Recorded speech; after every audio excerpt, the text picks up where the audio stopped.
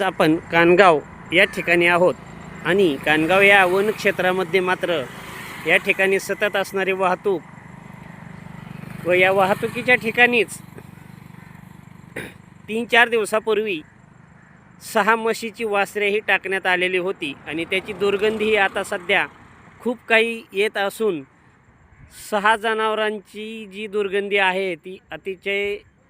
भरपूर प्रमाणात येत असून त्या दुर्गंधीमुळे मात्र या ठिकाणाहून जाणाऱ्या येणाऱ्यांच्या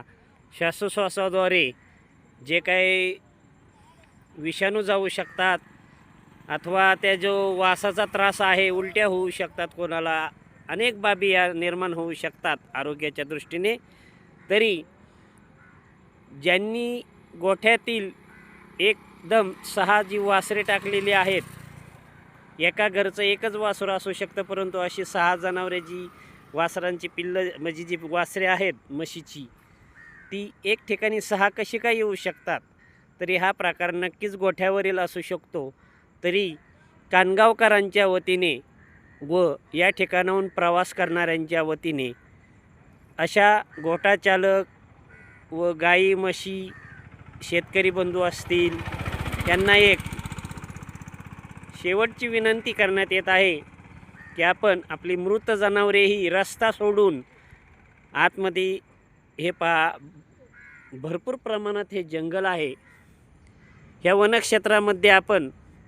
आतमध्ये वन विभागाच्या परवानगीनुसार जर मिळत असेल तर टाकू शकता, अथवा आपल्या भागातील जनावरे ही आपल्या भागातच आपल्या शेतात त्यांना खड्डा करून आपण त्याचा अंत्यसंस्कार करू शकता, त्याची विधी करू शकता, त्याची वाट लावू शकता। परंतु असं सर्वसामान्यांचं रस्त्यावरून जाणाऱ्या येणाऱ्यांचं आरोग्याशी खेळण्याचा,